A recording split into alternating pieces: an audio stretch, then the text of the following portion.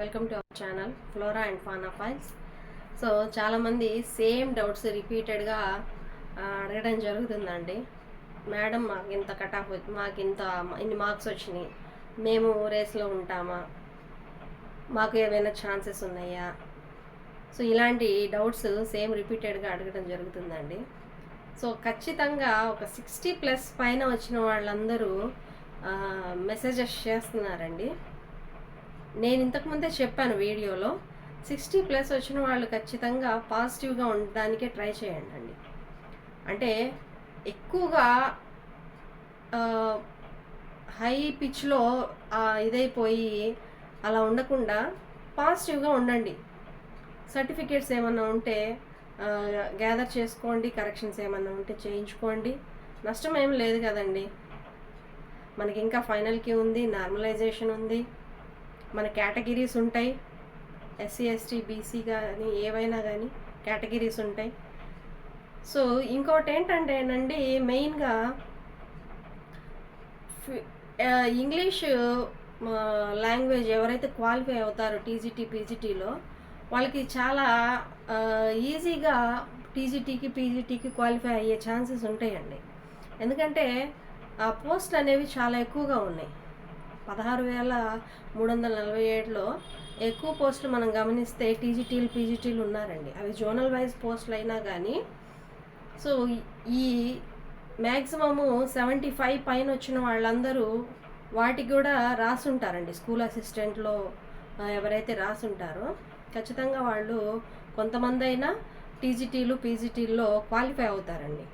So వాళ్ళ preferences కనుక first preferences ఖచ్చితంగా ఆల్మోస్ట్ తెలియకుండా ఎవరు పెట్టరు కదండి, టీజీటీ పీజీటీనే ఉంటుంది.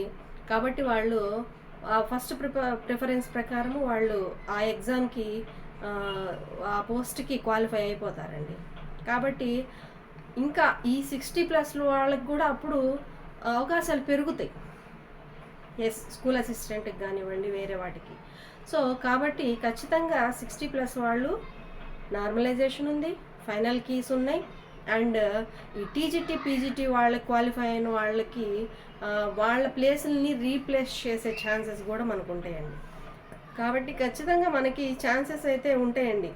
చాలా వరకు మనకి ఇంకా చాలా పారామీటర్స్ ఉన్నాయి, అవన్నీ కన్సిడర్ చేయాలి. ఎవ్వరు కూడా హోప్ అయితే మిస్ కావద్దండి, హోప్ అయితే లూజ్ కావద్దు. హోప్తోనే ఉండండి. అండ్ ఏది జరిగినా కానీ స్ట్రాంగ్గా ఉండడం నేర్చుకోవాలండి. ఫస్ట్ ఆఫ్ ఆల్ యాక్సెప్ట్ చేసే గుణం మనలో ఉండాలి. సో ఈ పాజిటివ్నెస్ అనేది ఎప్పుడైతే మనం డెవలప్ చేసుకుంటామో ఆటోమేటిక్గా ఆ స్ట్రెంగ్త్ అనేది మనలో వస్తుందండి, మెంటల్ స్ట్రెంగ్త్ అనేది. కాబట్టి 60+ వాళ్ళు ఎవరైనా కానీ, మెసేజ్ చేసిన వాళ్ళు కానీ, ఇంకా ఎవరైనా మనం 60+లో ఉన్నాం కదా, మనకి ఛాన్సెస్ ఉంటాయా లేవా అన్న ఆలోచనతో ఉన్నవాళ్ళు ప్రతి ఒక్కళ్ళు కూడా హోప్తోనే ఉండండి, పాజిటివ్గా ఉండండి. అండ్ మెంటల్ స్ట్రెంగ్త్ని కోల్పోవద్దండి. అలాగే ఏదో ఒక వ్యాపకం పెట్టుకోవడం అనేది మంచిదండి. మనకి ఇంకా యాజ్ పర్ చంద్రబాబు నాయుడు గారు చెప్పినట్టుగా ఆగస్టు 20th లోపు ఈ పోస్టులన్నీ ఫిల్ చేయమన్నారు. కాబట్టి ఆగస్టు 20th ఇంకా మనకి చాలా రోజులు ఉందండి. బిఫోర్ సర్టిఫికేట్ వెరిఫికేషన్కి మనకి అట్లీస్ట్ ఒక 15 రోజులు 20 రోజులు ఖచ్చితంగా ఉంది. కాబట్టి ఈ 15 రోజులు 20 రోజులు మనం ఏం చేయగలము, మనం ఏదన్నా నేర్చుకోగలమా, మనం ఏదైనా నాలెడ్జ్ గెయిన్ చేసుకునే కాన్సెప్ట్స్ ఉన్నాయా, లేకపోతే స్కూల్ మేనేజ్మెంట్ ఎలా ఉంటుంది, క్లాస్ రూమ్ మేనేజ్మెంట్ ఎలా ఉంటుంది, ఇలాంటి వీడియోస్ కానివ్వండి, లేదా మీకు ఏదన్నా ఇష్టం ఉన్న మీ హాబీస్ కానివ్వండి, అలాంటివి వాటి వైపు మీ బ్రెయిన్ని మరల్చండి. ఖచ్చితంగా మీకు చాలా హెల్ప్ఫుల్గా ఉంటుందండి. ఇదే విధంగా డిఫరెంట్ యాంగిల్స్లో ఆలోచించి యూట్యూబ్ ఛానల్స్లో వచ్చే అన్ని రకాల వీడియోస్ని చూస్తూ ఉండడం వల్ల స్ట్రెస్ పెరగటం తప్పించి మనకి ఎటువంటి ఉపయోగం లేదండి. 70+లో వస్తేనే మనకి జాబులు వస్తాయనో, లేకపోతే 80+లో కూడా ఉన్నారు మనం అందుకోగలమా, ఇలాంటి నెగిటివ్ ఆలోచనలు అనేవి ఎక్కువగా పెరిగిపోతాయి. కాబట్టి ఏదో ఒక వ్యాపకం అనేది పెట్టుకోండి. అందులో ఎంతో కొంత నాలెడ్జ్ గెయిన్ చేసుకోండి ఈ 10 to 15 డేస్. సర్టిఫికేట్స్లో ఏదన్నా కరెక్షన్స్ ఉంటే చేసుకోండి, ఓడీలు అప్లై చేసుకోండి, వీలైతే వెళ్ళి తెచ్చుకోండి. ఇలాంటి ఏవైనా ట్రై చేస్తూ ఉండండి. మీ బ్రెయిన్లో స్ట్రెస్ అనేది చాలా తగ్గుతుంది. సో మనకి స్ట్రెస్ అనేది నవ్వేడేస్ చాలామందికి ఉన్న ప్రాబ్లం అండి. సో ఆ స్ట్రెస్ పెరిగే ఏ పని కూడా మనం చేయకూడదు, దాన్ని అవాయిడ్ చేయటానికే ట్రై చేయండి. ఓకేనండి. సో నెక్స్ట్ మనకి టెట్కి కూడా ప్రిపేర్ అయ్యే అవకాశం కూడా ఉందండి.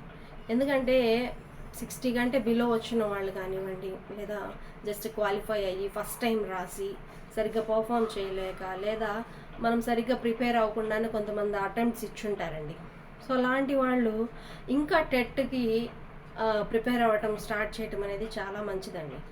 టెట్కి ప్రిపేర్ అయ్యి ఈసారి అయినా కొంత స్కోర్ పెంచుకోగలిగితే మనకి ఫ్యూచర్ డిఎస్సిస్లో చాలా యూస్ఫుల్. మనం చూసాం కదండి ఆల్రెడీ 1 మార్క్ కోసం కూడా మనం ఎంత తపన పడుతున్నాము. సో అలాంటి అవకాశం మనకి టెట్లో ఉంది కాబట్టి ఒక 7.5 to 8 మార్క్స్ పెంచుకోగలిగితే మనకు 1 మార్క్ యాడ్ అవుతుంది. కాబట్టి డిఎస్సిలో ఖచ్చితంగా టెట్కి ప్రిపేర్ అవ్వటం అయితే మంచి ఆలోచన అండి. ఇంతకుముందు టెట్లో స్కోర్ తక్కువ వచ్చిన వాళ్ళకి అండ్ ఇప్పుడు అస్సలు హోప్ లేదు అనుకున్న వాళ్ళకి ఈ డిఎస్సిలో. సో నెక్స్ట్ వచ్చేసి మ్యాక్సిమం ఒక 5 to 6 మంత్స్లో టెట్ ఉండొచ్చండి. ఎందుకంటే ఎవ్రీ ఇయర్ మనకి 2 టెట్ ఎగ్జామ్స్ పెట్టాలనేది హైకోర్టు జడ్జిమెంట్ అండి. ఆ జడ్జిమెంట్స్ని ఫాలో అవుతుంది కాబట్టి గవర్నమెంట్ ఖచ్చితంగా మనకి ఆల్రెడీ నెక్స్ట్ ఒక 6 మంత్స్లో మనం ఎక్స్పెక్ట్ చేయొచ్చండి. కాబట్టి ఇప్పటి నుంచి ఒక 2 to 3 అవర్స్ మనం దాని మీద కనుక ఫోకస్డ్గా చదవగలిగితే, దానికి కొంత టైం కనుక కేటాయించగలిగితే నెక్స్ట్ టెట్ ఎగ్జామ్లో మంచి రిజల్ట్ గెయిన్ చేయొచ్చండి. సో ఇలాగా హోప్ లేని వాళ్ళకి కానీ హోప్ ఉన్న వాళ్ళకి కానివ్వండి, ఏదన్నా ఒక వ్యాపకం పెట్టుకోండి, ఏదైనా మీ హాబీస్ని ఫాలో చేయండి అండ్ స్ట్రెస్ లెవెల్స్ని తగ్గించుకోవడానికి ట్రై చేయండి. అండ్ రిపీటెడ్గా అడిగే క్వశ్చన్స్ వచ్చేసి కట్ ఆఫ్ ఎంత, ఫస్ట్ ఆఫ్ ఆల్ దాని గురించి ఆలోచించడం మానేయండి. కట్ ఆఫ్ అనేది నార్మలైజేషన్ తర్వాత ఎంత ఉంటుందనేది ఆటోమేటిక్గా మనకి తెలిసిపోతుంది. మనకి మెరిట్ లిస్ట్ అనేది నార్మలైజేషన్ తర్వాత ఇస్తారు కాబట్టి అప్పటి వరకు మెరిట్ లిస్ట్ వచ్చే వరకు కట్ ఆఫ్ ఇంత అని మీకే అర్థమవుతుందండి. ఒకళ్ళు చెప్పే అవసరం కూడా ఉండదు. ఇంకప్పుడు మీకే అర్థమైపోతుంది మీ కేటగిరీలో ఎన్ని జాబ్స్ ఉన్నాయి, లేదా ఓసీస్లో ఎంతవరకు ఉన్నారు, లేదా వేరే ఎస్సీ ఎస్టీ బీసీ కేటగిరీస్ వాళ్ళకి ఎన్ని పోస్టులు ఉన్నాయి, ఎంతవరకు మనం రీచ్ అవ్వగలిగాము, ఎంత దూరంలో ఉన్నాము, లేదా మనకి జాబ్ వస్తుంది అన్న హోప్, ఇవన్నీ మెరిట్ లిస్ట్లో క్లియర్ అయిపోతాయి. కాబట్టి ఇంకప్పుడు మనం ఎవరిని ఫాలో అవ్వాల్సిన అవసరం కూడా లేదు. కాబట్టి నార్మలైజేషన్ దాకా మనం ఎటువంటి ఈ కట్ ఆఫ్కి సంబంధించిన వీడియోలు చూడాల్సిన అవసరం లేదు, స్ట్రెస్ లెవెల్స్ పెంచుకోవాల్సిన అవసరం లేదండి. కాబట్టి బీ పాజిటివ్ అండి. ఎప్పుడు కూడా మన సబ్కాన్షియస్ మైండ్ మనం ఏదైతే ఫీడ్ చేస్తామో దానికి అదే నిజమని నమ్ముతుందండి.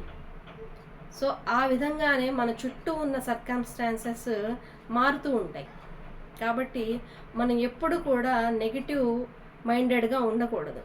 ఏదైనా కానీ పాజిటివ్గానే ఉండాలి, ధైర్యంగా ఎదుర్కోవాలండి. ప్రతి సమస్యని కూడా ధైర్యంగా ఎదుర్కోవాలి. మనకి ఇంత గ్యాప్ రావటం వల్ల మనకి ఈ కట్ ఆఫ్ మీద ఎక్కువ ఫోకస్ పెరుగుతుంది. కానీ యాక్చువల్గా ఈ మనం ఇచ్చిన అబ్జెక్షన్స్ వల్ల కూడా, ఈ అబ్జెక్షన్స్ ఎక్కువగా ఇవ్వటం వల్ల ఇంత టైం తీసుకుంటుందండి. గవర్నమెంట్ వాళ్ళు ఎక్స్పెక్ట్ చేయనన్ని అబ్జెక్షన్స్ రైజ్ చేశామండి మనం. ఇంతకుముందు ఇన్ని అబ్జెక్షన్స్ రైజ్ చేయాలి, ఇంత అవేర్నెస్ అనేది లేదండి. నేను కూడా ఫస్ట్ టైం అబ్జెక్షన్స్ అనేది రైజ్ చేయడం జరిగింది. ఇంతకుముందు 2 డిఎస్సిస్కి నేను రాశానండి, 2014 and 2018లో. ఇంత అవేర్నెస్ అప్పుడు మనకి లేదు. ఇప్పుడు ఆల్మోస్ట్ 10లో ఒక 6 మెంబర్స్ అబ్జెక్షన్స్ రైజ్ చేశారనుకుంటానండి నేను. కాబట్టి వాళ్ళు ఆ అబ్జెక్షన్స్ అన్నీ కన్సిడర్ చేస్తున్నారు కాబట్టి కమిటీ దానికి సంబంధించి న్యాయ సలహాలు అవన్నీ తీసుకొని కానీ మనకి ఫైనల్కి ఇవ్వదండి. ఎందుకంటే ఇంతకుముందు కొన్ని జరిగినాయి కాబట్టి తప్పులు అవి రిపీట్ కాకుండా ఉండాలి అనుకొని ఖచ్చితంగా ఈసారి చాలా జాగ్రత్తలు తీసుకొని మనకి ఫైనల్ కీ అనేది ఇస్తుంది. సో ఎటువంటి అపోహలకి తావు ఇవ్వకండి, పాజిటివ్గా ఉండండి. 2 రోజులు లేట్ అయినా కానీ పర్వాలేదండి, ఎటువంటి ఫీల్ అవ్వద్దు. మనకి రిజల్ట్ ఫైనల్గా ఎటువంటి నష్టం జరగకుండా ఉంటే చాలండి. మనకు ఒక అరమార్కు పోయినా కానీ మనకి చాలా బాధేస్తుంది. సో ఆ అరమార్కుకి సంబంధించి కూడా న్యాయం జరిగితే ప్రతి 160 బిట్స్లో ప్రతి హాఫ్ మార్క్కి మనకు కనుక జస్టిస్ జరిగినట్టయితే అది కొంత లేట్ అయినా కానీ పర్వాలేదండి. కాబట్టి ఎక్కువగా వెయిట్ చేసి దాని గురించి స్ట్రెస్ పడి ఎక్కువగా ఇదైపోకండి. ఏదన్నా ఒక మీ హాబీ కానివ్వండి, ఏదన్నా నాలెడ్జ్ గెయిన్ చేయడము, కొత్త లాంగ్వేజ్ ఒకటి నేర్చుకోవటము, లేదా బుక్స్ చదవటము, కొత్త బుక్స్ ఏమైనా ఉంటే సో ఇలాంటివి ఏదో ఒకటి చేసి మీ టైంని వాల్యుబుల్గా మార్చుకుంటారని కోరుకుంటున్నానండి. నెక్స్ట్